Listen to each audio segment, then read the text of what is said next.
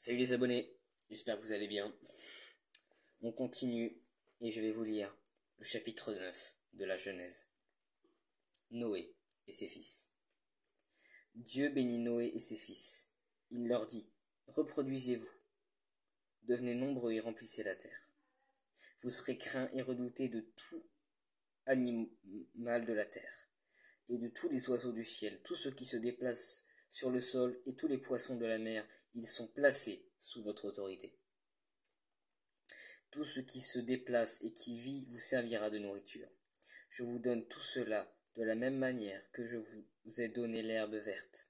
Seulement, vous ne mangerez aucune viande avec sa vie, avec son sang. Sachez-le aussi, je redemanderai le sang de votre vie, et je le redemanderai à tout animal. Je redemanderai la vie de l'homme à l'homme qui est son frère.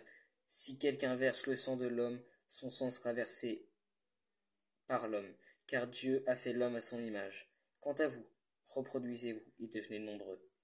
Pullulez et multipliez-vous sur la terre.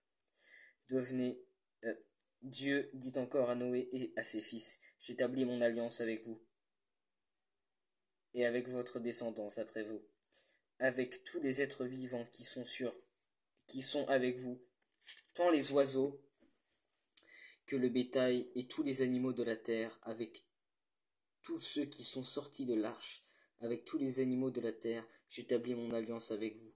Aucune créature ne sera plus supprimée par l'eau du déluge. Il n'y aura plus de déluge pour détruire la terre. Dieu dit, voici le signe de l'alliance que j'établis entre vous et moi.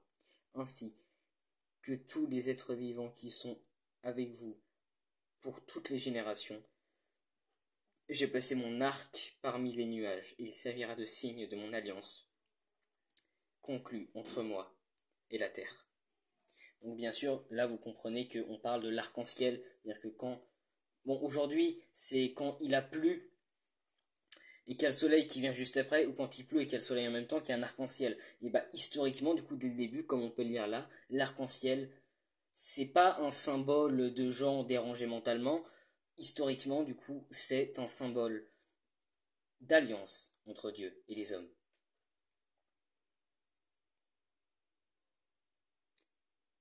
Quand j'aurai rassemblé des nuages au-dessus de la terre, l'arc apparaîtra parmi les nuages, et je me souviendrai de mon alliance entre moi et vous, ainsi que tous les êtres vivants, de toute espèce.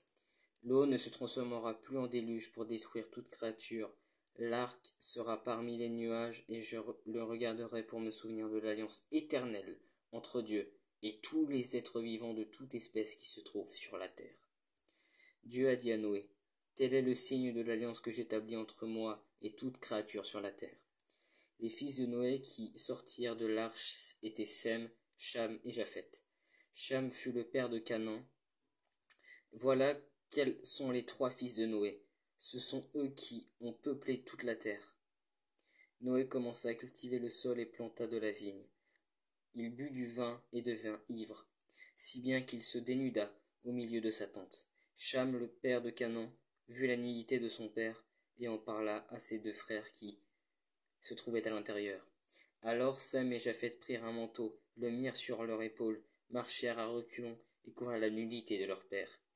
Comme ils détournaient la tête, ils ne virent pas la nudité de leur père. Lorsqu'il eut fini de cuver son vin, Noé apprit ce que lui avait fait son fils cadet, et dit, maudit soit Canaan, qu'il soit le dernier des esclaves pour ses frères. Il dit encore, béni soit l'Éternel, le Dieu de Sem, et que Canaan soit son esclave. Que Dieu élargisse le territoire de Japheth, et qu'il habite dans les tentes de Sem, et que Canaan soit son esclave. Noé vécut 350 ans après le déluge. Il vécut en tout 950 ans, puis il mourut. Voilà, c'était le chapitre 9 de la Genèse. Si vous avez des questions, comme d'habitude, mettez-les moi en commentaire TikTok à peu près par ici, et soyez bénis.